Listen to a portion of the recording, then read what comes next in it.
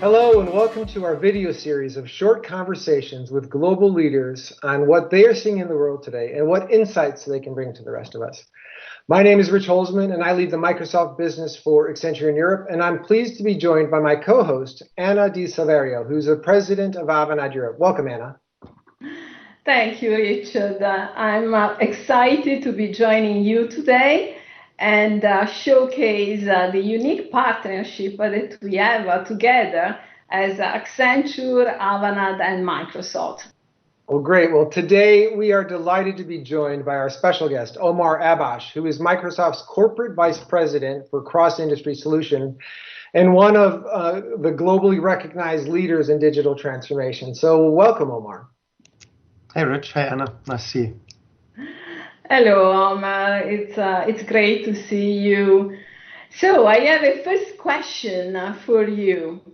So we are seeing many organizations and industries in the need of reinventing themselves to face realities of this new world, going through the crisis, meet new requirements around responsibility and impact, and also addressing changing customer needs. So what are you seeing from your perspective? What's happening in the market? Yeah, so you covered a lot of different topics there, Anna, and I think 2020, for all its horribleness, has brought to the fore many aspects of business that I think maybe we touched on and talked about a little bit in the previous years, but it's really accelerated things. And so how to build businesses that are resilient in the wave of really unexpected systemic shocks has clearly been a huge conversation about continuity. How to leverage digital technology to the max to get closer to customers and to be able to operate in a world of remote working, including for not just things like retail stores, but physical operations on asset-intensive industries has seen a huge acceleration. The time that people have had, to be back home with their families and think about the impact that this has had on us each and individually, I think has also brought more to the fore people's sense of needing to do more than worry just about profit. And so you've seen a lot of CEOs and companies move more on the stakeholder agenda, and I think no doubt we'll see more of that in the coming period. And of course, part of that is the whole sustainability agenda, which has also been accelerated by some of the events in 2020. So I think while it's been a horrible year for many people around the world, for lots of different reasons, I'm guessing 5 to 10 years out, people will look back and say there was an inflection that happened then, particularly around the use of technology for good things in business and society going forward. So thank you, Omar. So I guess I have the next question. So my question is really, what can companies do today or in the next 6 months to really take advantage of the momentum that they've gotten in this acceleration? Yeah, sure, Richard. In reality, what 2020 has done is it's shown CEOs and CXOs and middle management that how much more of delta in performance could be achieved from adopting technology better.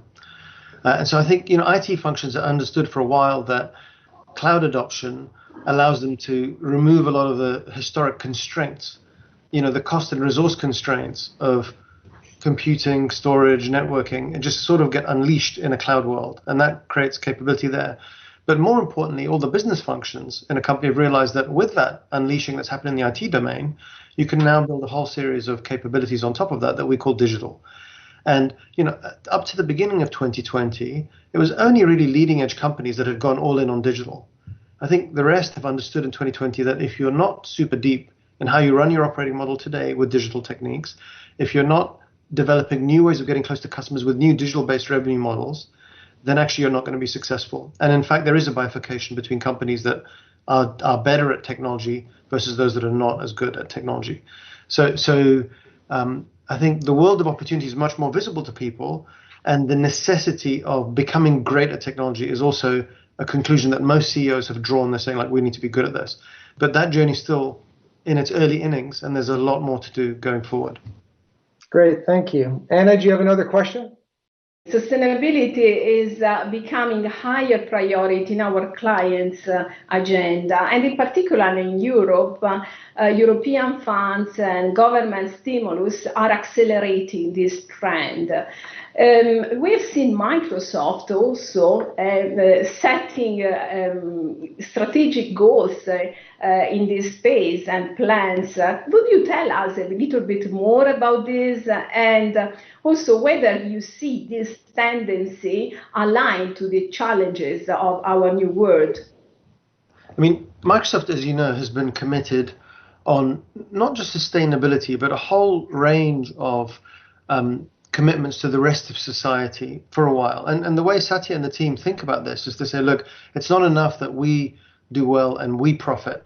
For example, if global GDP is going down, it's not enough if we perform in a country if large numbers of people are going out of work in that country. We have to think in a system-wide way about the world around us and make a positive contribution. Now, on the sustainability topic, we committed to be carbon net negative, not neutral, negative by 2030. In other words, taking out more carbon from the atmosphere than we've put into it, in our history, at the point of 2030, and to be water positive by 2030. In other words, putting back more clean water than we're using. And so that actually is drastic when you get under the covers of what it takes to do that. That's more than like clever cooling in a data center. And so that, of course, has attracted the eye of our customers.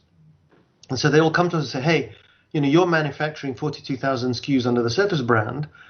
Tell us how you do that in a more sustainable way. How can we learn from you?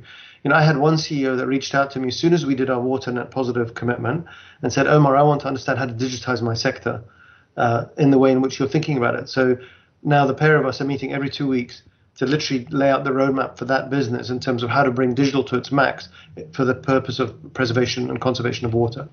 And so I think, yes, these sustainability directions will be with us for a long time.